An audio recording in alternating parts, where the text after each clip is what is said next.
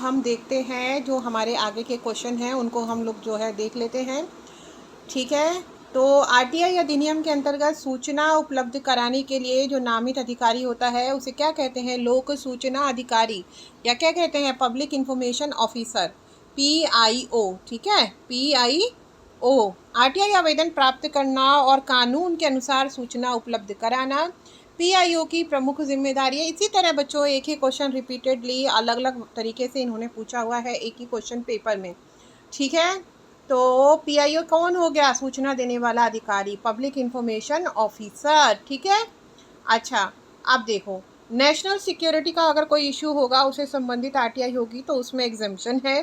RTI application में सामान्यतः जो शुल्क होगा वो 10 रुपये का होगा, लेकिन अगर अतिरिक्त प्रतिलिपियां लगती हैं पाँच पेजेस के अलावा तो उसके बाद में जिस राज्य में जो भी फोटोकॉपी का मूल्य प्रचलित होगा उस हिसाब से उनसे शुल्क लिया जाता है। ठीक है, और पीआईओ जो है वह व्यक्ति है जो कि नामित किया जाता है सूचना देने के लिए। तो सिक्योरिटी की छूट आरटीआई का 10 रुपये और सूचना देगा पीआईओ। ठीक है, ये ट्रिक है रिवीजन की। आरटीआई एक्ट 2005 की कौन सी धारा सार्वजनिक प्राधिकरण को सूचना देने से मना करने की अनुमति देती है? यदि सूचना का खुलासा भारत की संप्रभुता, अखंडता या सुरक्षा के लिए हानिकारक हो तो यह धारा 8 है। देखो, जहाँ पे भी एग्जाम्पशन की बात होगी मेरे बच्चों वहाँ हमेशा धारा 8 होगी।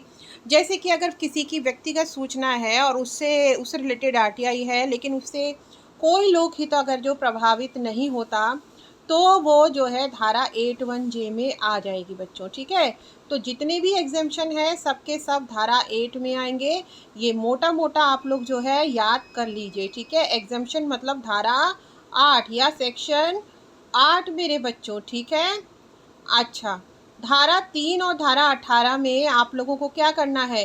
अंतर जो है याद रखना है मेरे बच्चों। धारा 3 और धारा 18 में आप लोगों को अंतर याद रखना है। ठीक है, अच्छा, सामान्यतः जो सूचना देने का समय है 30 दिन होता है, लेकिन स्वतंत्रता से और लाइफ से रिलेटेड कोई मैटर है तो वहाँ पर 48 घंटों की समय सीमा है। अच्छा, आरटीआई एक्ट 2005 के तहत किस सूचना के प्रकटीकरण को छूट दी गई है? तो मेरे बच्चों राष्ट्रीय सुरक्षा से संबंधित सूचना। आरटीआई का उद्देश्य पारदर्शिता और जवाबदेही बढ़ाना है, लेकिन राष्ट्रीय सुरक्षा से जुड़ी संवेदनशील सूचना को सार्वजनिक करने से क्या होता है? देश के हित प्रभावित हो सकते हैं मेरे बच्चों। इसलिए आरटीआई एक्ट की धारा 81A में ऐसी सूचना को प्रकटीकरण से छूट दी गई है जिसके खुलासे से राष्ट्रीय सुरक्षा आदि प्रभावित हो सकते हैं। नेशनल सिक्योरिटी यानी इंफॉर्मेशन की सिक्योरिटी, राष्ट्रीय सुरक्षा धारा 8 में छूट है बच्चों। राष्ट्रीय सुरक्षा को प्रभावित करने वाली सूचना आरटीआई एक्ट की धारा 81A के अंतर्गत प्रकटीकरण से छूट प्राप्त कर सकती है। 81 में हो गई राष्ट्रीय सुरक्षा और पर्सनल इंफॉर्मेशन व्यक्तिगत सूचना 81J में है। अच्छा, आरटीआई एक्ट आवेदन में आरटीआई आवेदन दाखिल करने के लिए क्या शुल्क लगता है? तो ये तो मैंने पहले ही डिस्कस कर दिया है। 10 रुपये का शुल्क है। सूचना की प्रतिलिपि आदि के लिए अलग से निर्धारित शुल्क हो सकता है। ठीक है, और मेरे बच्चों बीपीएल आवेदक को आवेदन में कोई शुल्क नहीं होता है।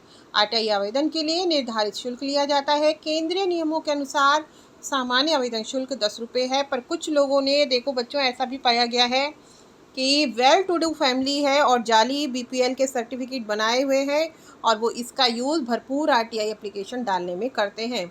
आरटीआई के अनुसार सार्वजनिक प्राधिकरण द्वारा सूचना देने के लिए नियुक्त अधिकारी को क्या कहा जाता है? लोक सूचना अधिकारी, पीआईओ। ठीक है, या जन सूचना अधिकारी। आरटीआई आवेदन प्राप्त करना और कानून के अनुसार सूचना उपलब्ध कराना पीआईओ की प्रमुख जिम्मेदारी है। पीआईओ यानी कि सूचना देने वाला ऑफिसर, जो कि मैं रही हूँ बच्चों। मुझे कई साल का पीआईओ के पद का अनुभव है बच्चों। ठीक है, आरटीआई अधिनियम के अंतर्गत सूचना उपलब्ध कराने के लिए नामित अधिकारी को लोक सूचना अधिकारी, पब्लिक इंफॉर्मेशन ऑफिसर, पीआईओ कहा जाता है। तो नेशनल सिक्योरिटी में एग्जाम्पशन है। आरटीआई एप्लीकेशन 10 रुपये, पीआईओ इंफॉर्मेशन देगा। ठीक है, सिक्योरिटी की छूट आरटीआई का ₹10 और सूचना देगा पीआईओ। इस तरह रिवीजन आपको मैंने करा दिया। ठीक है, अच्छा, ये जो आरटीआई एक्ट है इसकी कौन सी धारा सार्वजनिक प्राधिकरण को सूचना देने से मना करने की अनुमति देती है? यदि सूचना का खुलासा भारत की संप्रभुता, एकता अखंडता सुरक्षा के लिए हानिकारक हो बच्चों, धारा 8। कोई भी छूट होगी वहाँ क्या आएगा, धारा 8 आ जाएगा बच्चों, ठीक है। वहाँ क्या आ जाएगा, धारा 8 आ जाएगा। तो इस तरीके से अब तक की वीडियो मैंने जो है बनाई है आप लोगों के लिए, क्योंकि प्रीवियस ईयर्स के क्वेश्चन जो होते हैं हमेशा बहुत इंपॉर्टेंट होते हैं आप लोगों के लिए मेरे बच्चों। तो मैं इसलिए ला रही हूँ, और अब मैं ध्यान रख रही हूँ कि ज़्यादा लंबी वीडियो ना हो सके, ताकि आप अपना इंटरेस्ट ना खोएं। तो इस वीडियो को ज़्यादा से ज़्यादा आप लोग जो है ज़रूर से ज़रूर शेयर करें, लाइक करें, सब्सक्राइब करें और कमेंट भी करें। अगर आप लोगों का कोई सुझाव है तो वो भी मुझे देने का अवश्य कष्ट करें, कृपा करें, ठीक है। तो अच्छा, अब आरटीआई एक्ट के अनुसार जो ये पब्लिक अथॉरिटीज़ हैं, सूचना अच्छा, ये तो पीआईओ तो मैंने आप लोगों को पढ़ा दिया है। तो पब्लिक अथॉरिटी किसको नियुक्त करती हैं, तो वो लोक सूचना अधिकारी को, पीआईओ को, P for public, I for information, O for officer मेरे बच्चों, ठीक है। और जो सिलेक्शन कमेटी होती है, और उसकी अनुशंसा पर प्रेसिडेंट किसको चुनते हैं बच्चों, मुख्य चुनाव आयुक्त को। और पब्लिक अथॉरिटी ही हमेशा किस में आती है, आरटीआई के दायरे में, कभी भी निजी कंपनियां नहीं आती। हाँ, अगर किसी निजी कंपनी का मेन जो कर्ता धर्ता है वो सरकार है, तब वो, और उसको फंड भी दे रही है, तब वो आरटीआई के दायरे में आ सकती है। और निजी सुरक्षा 81J के तहत छूट प्राप्त है। और न्यायाधीशों से जुड़ी नियुक्ति की जानकारी परिस्थितियों के अनुसार संबंधित संवैधानिक कानूनी प्रावधान लागू वहाँ पर हो सकते हैं मेरे बच्चों, ठीक है। तो अच्छा, दूसरी बात, जो सूचना पहले से ही मान लो आपने वेबसाइट पर डाली है, उससे संबंधित कोई आरटीआई आती है तो उसको आप एग्जेम्पशन नहीं दे सकते। आपको उस सूचना का उत्तर देना ही पड़ेगा, क्योंकि वो तो पहले से ही पब्लिक डोमेन में आपने पब्लिश कर रखी है मेरे बच्चों। आई बात समझ में। अच्छा, तो छूट से संबंधित धारा कौन सी हुई, धारा 8 हुई मेरे बच्चों, ठीक है। और जो ये अगर आवेदन के लिए शुल्क लगेगा तो मामूली या निर्धारित शुल्क लिया जाता है, यह आप लोग लिखेंगे मेरे बच्चों, ठीक है। और अगर 10 रुपये का आया तो आरटीआई आवेदन का तो 10 रुपये करेंगे, और अगर बीपीएल के लिए क्वेश्चन आ जाता है तो मेरे बच्चों बीपीएल के लिए तो कोई शुल्क ही नहीं है, उन लोगों को निःशुल्क सूचना देने का प्रावधान है आरटीआई एक्ट 2005 के अंतर्गत। और जैसा कि इस एक्ट के नाम से ही मेरे बच्चों पता चल रहा है ये कब पारित हुआ ये एक्ट, तो 2005 में, ठीक है। अच्छा, और कोई भी तरह का एग्जामिशन होगा तो ये मोटा मोटा आप लोग पढ़ लीजिएगा कि धारा 8 ही होगी, सेक्शन 8 ही होगा, ठीक है। अच्छा, अब भारत में सूचना का अधिकार अधिनियम 2005 नागरिकों को सूचना प्राप्त करने का कानूनी अधिकार प्रदान करता है। अगर मौलिक अधिकार आएगा तो नहीं, ये कानूनी अधिकार है, ठीक है। निम्नलिखित में से कौन से दस्तावेज आरटीआई एक्ट के तहत सार्वजनिक सूचना मानी जाती है, तो सरकार द्वारा वित्त पोषित परियोजनाओं के बारे में जानकारी। देखो, आरटीआई का जो ऑब्जेक्टिव है, एम है, ऐसी सूचनाओं तक नागरिकों की सीधी पहुंच सुनिश्चित करना है जो सार्वजनिक कार्यों और सरकारी गतिविधियों से संबंधित हों। सरकार द्वारा वित्त पोषित परियोजनाओं में सरकारी धन का उपयोग, परियोजना की लागत, कार्य की प्रगति, खर्च और प्रशासनिक निर्णय जैसी सार्वजनिक हित की जानकारी शामिल हो सकती है। तो पब्लिक मनी जहाँ भी इन्वॉल्व होगी वहाँ पब्लिक इन्फॉर्मेशन भी आपको देनी पड़ेगी। सरकारी पैसा, सरकारी परियोजना यानी पब्लिक इन्फॉर्मेशन देनी पड़ेगी।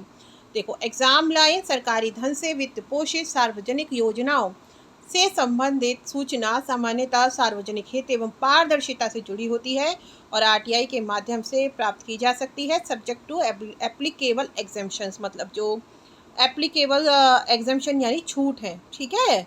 अच्छा, जो कि धारा 8 में आती हैं, ठीक है। सरकारी वित्त पोषित परियोजना आपको देना पड़ेगा उत्तर। समझ में आ गई बात बच्चों? तो बहुत इजी तरीके से सब कुछ समझा कर चल रही हूँ। आरटीआई एक्ट के तहत सीआईसी एक अर्ध न्यायिक निकाय है। यह मुख्य रूप से किससे संबंधित मामलों का निपटारा करता है, तो देखो, सूचना न देने या सूचना से संबंधित अपील और शिकायतों। Central information commission RTI act के तहत बना एक महत्वपूर्ण अर्ध न्यायिक निकाय है। जब किसी व्यक्ति को आरटीआई के तहत सूचना नहीं मिलती, उसको मना किया जाता है, समय पर जवाब नहीं मिलता या आरटीआई से संबंधित कोई शिकायत होती है, तो सीआईसी ऐसे मामलों में अपील और शिकायतों का निपटारा कर सकता है। तो आंसर इज़ ए, यहाँ पर CIC यानी कि कंप्लेंट प्लस इंफॉर्मेशन का केस हो तो, या RTI की अपील और शिकायत, तो वो जाएगा कहाँ, CIC में। केंद्रीय सूचना आयोग RTI अधिनियम के अंतर्गत सूचना से संबंधित अपीलों व शिकायतों के निवारण के लिए अर्ध न्यायिक निकाय के रूप में कार्य करता है। अब हम जा रहे हैं समाप्ति की ओर बच्चों, तो जल्दी से शेयर कर दीजिए इस वीडियो को।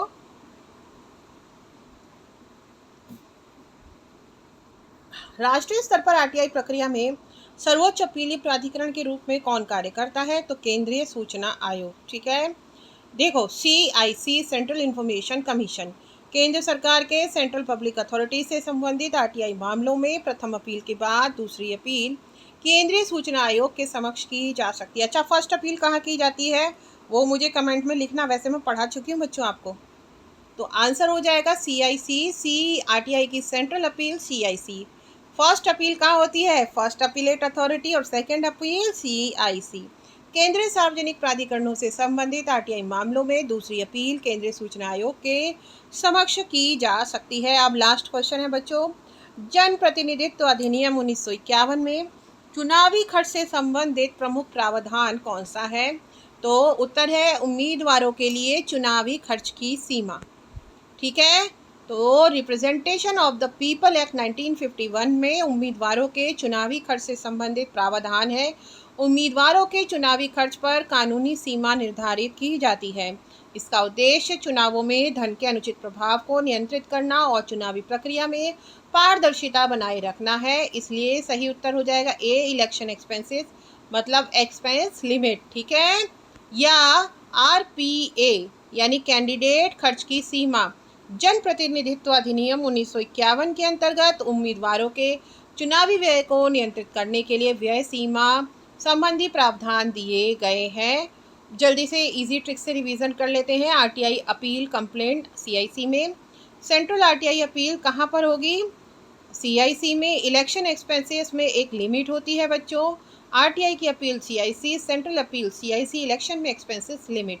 ठीक है, 8 में सूचना रुके और 2005 में RTI आए, सरकारी पैसा हो तो सूचना पाएँ, ये एक ट्रिक है सब कुछ रिवाइज करने की मेरे बच्चों।